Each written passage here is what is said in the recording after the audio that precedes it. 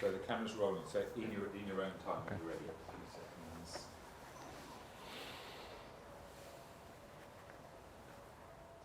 Okay.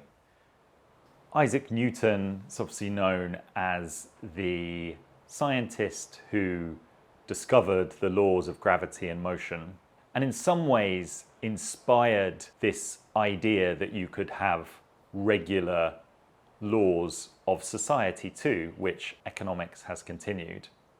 But actually, at a certain stage in his life, Newton left Cambridge and he moved to London. And when he moved to London, he worked for the Royal Mint. He ended up becoming Master of the Mint, where he worked for almost 30 years.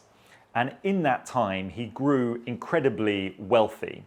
Every coin that was minted, the mint then was in the Tower of London. Every coin that was minted, Newton got a small amount called a master's fee, and he became the equivalent of a multimillionaire today. Now, Newton scholars and others had thought that this gold, which he was minting into British guineas, came from the West African coast, where it was mined by freed Africans.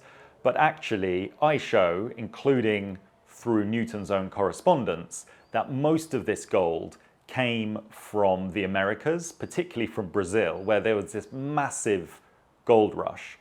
And the gold dug from Brazil was dug not by freed people, but by enslaved people who had been transported to Brazil from Africa.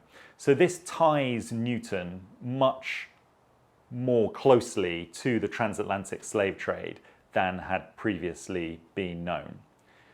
Newton pops up in other areas too.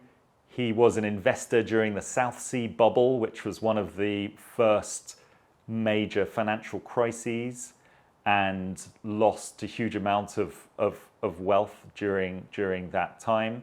And the South Sea bubble itself is linked to the history of slavery as well, because the South Sea Company had got a contract to ship enslaved peoples to the Spanish Empire.